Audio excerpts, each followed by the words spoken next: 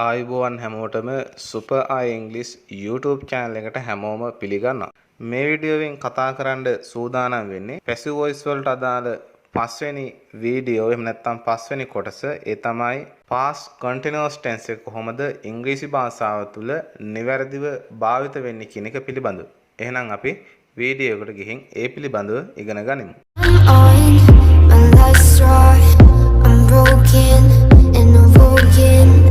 active voice වලට අදාළව fast continuous tense එක යෙදෙන ආකාරයේදී අවධානය යොමු කරන්න.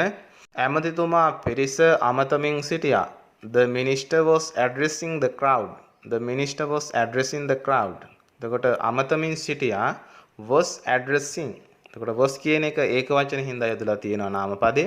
ඒ වගේම addressing present participle verb එක යොදාගෙන තියෙනවා main verb එක වශයෙන්. එතකොට බලන්න මේ active voice වාක්‍යයේ passive voice වලට යනකොට මොන වගේ වෙනස්කම්ද ඇති වෙන්නේ කියලා.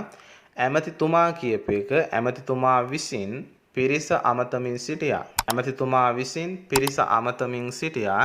ඒකට අපි දන්නවා passive voice වාක්‍යයකදී කර්තෘකාරක පදේ කියන්නේ ඇමතිතුමා විසින් කියන කෑල්ල වාක්‍යයේ අවසානයේට යෙදෙනවා by the minister කියලා. එතකොට වාක්‍යයේ මුලට එන්නේ කර්ම පදය ඒ තමයි පිරිස කියන එක. එහෙනම් වාක්‍ය නිර්මාණය වෙනවා passive voice වලට අදාළව the crowd was being addressed by the minister. The crowd was being addressed by the minister. එතකොට main verb එක passive voice වලට අදාළව සකස් වෙලා තියෙනවා was being addressed කියලා තමයි main verb එක passive voice වලට අදාළව past continuous tense යටතේ භාවිත වෙලා තියෙන්නේ. ඔවුන් කෑම උයමින් සිටියා. They were cooking meals. They were cooking meals. උයමින් සිටියා කියන එක were cooking කියලා භාවිතා වෙලා තියෙනවා. එතකොට were cooking කියලා යෙදුනේ මුලින් තියෙන පදය බහුවචන නිසා තමයි was යෙදෙන්නේ නැතුව were කියන එක යෙදිලා present participle verb එක සමග past continuous tense යටතේ active voice වාක්‍ය නිර්මාණය වෙලා තියෙන්නේ. ඊළඟට අපි බලමු passive voice වලට යනකොට කොහොමද මේක වෙනස් වෙන්නේ කියලා. ඔවුන් විසින් කියපු කොටස වාක්‍යයේ අවසානට යෙදලා තියෙනවා කර්තෘ පදය by them කියලා. ඒ වගේම කෑම කියන කර්ම පදය වාක්‍යයේ මුලට ඇවිල්ලා තියෙනවා meals කියලා. එතකොට වාක්‍ය නිර්මාණය වෙනවා meals were being cooked by them. Meals were being cooked by them.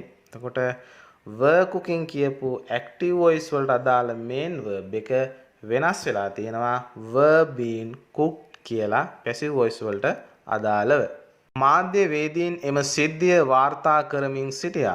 The journalists were reporting that incident. The journalists were reporting that incident. එතකොට active voice යටතේ were reporting කියලා තමයි main verb එක සකස් වෙලා තියෙන්නේ. එතකොට were කියලා පාවිච්චි කරේ මාධ්‍ය වේදීන් කියන එක බහුවචන නිසා. ඒ වගේම තමයි verb එක present participle verb එක යොදාගත්ත reporting කියලා. ඒ විදිහට තමයි active voice වාක්‍ය නිර්මාණය වුනේ. ඒකට ඒ වාක්‍යයේ passive voice වලට යනකොට බලන්න වෙනස් වෙන විදිය මාධ්‍යවේදීන් විසින් එම සිද්ධිය වාර්තා කරමින් සිටියා. එතකොට මාධ්‍යවේදීන් කියප එක මාධ්‍යවේදීන් විසින් ඒ කොටස වාක්‍යයේ අවසානයේට යොමු කරන කර්තෘ පදය by the journalists කියලා. ඒ වගේම තමයි කර්ම පදයේ තමයි එම සිද්ධිය කියන එක. එම සිද්ධිය කියන එක වාක්‍යයේ මුලට ඇවිල්ලා වාක්‍ය නිර්මාණය වෙනවා the incident was being reported by the journalists. That incident was being reported by the journalists. passive voice වලට අදාළව fast continuous tense යටතේ තවත් වාක්‍ය කිහිපයක් අපි අරගෙන බලමු. දැන් බලන්න මෙතන තිබෙන වාක්‍ය සියල්ලෙම අපිට කර්තෘ කෙනෙක් දැක ගන්න පුළුවන් කමක් නැහැ. අපි මතක් කරා වාක්‍යයක කර්තෘ කෙනෙක් නැත්නම් අනිවාර්යෙන් ඒ වාක්‍ය passive voice වීමේ සම්භාවිතාවය වැඩි කියන එක. උදාහරණයකින් ඒක අරගෙන අපි බලමු. ඔබ මේ පිළිබඳව අවධානය යොමු කරමින් මෙය තේරුම් ගැනීමට උත්සාහ කළ යුතු වෙනවා. අවශ්‍ය ක්‍රියාමාර්ග වහාම අරගනිමින් තිබුණා. Necessary action were being taken immediately. Necessary action were being taken immediately. පාර්ලිමේන්තුවේ රැස්වීමක් පැවැත්වෙමින් තිබුණා. A meeting was being held in the parliament. A meeting was being held in the parliament. ඔහුගේ මවට ලිපියක් ලියමින් සිටියා.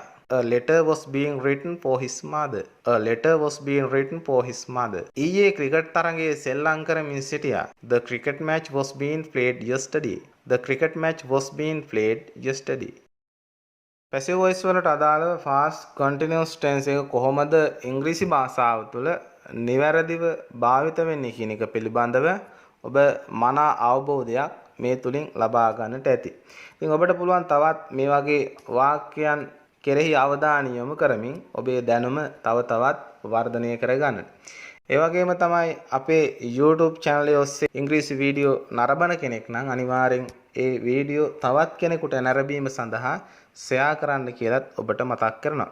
ඒ වගේම තමයි අපේ YouTube channel එක තාම subscribe කරලා නැත්නම් අනිවාර්යෙන් subscribe කරන්න කියලාත් මතක් කරනවා. ඒ වගේම passive voice වලට අදාළව තවත් කොටසකින් ඉදිරියේදී හමු වන බලාපොරොත්තුෙන් මේ වීඩියෝෙන් සමු ගන්නවා.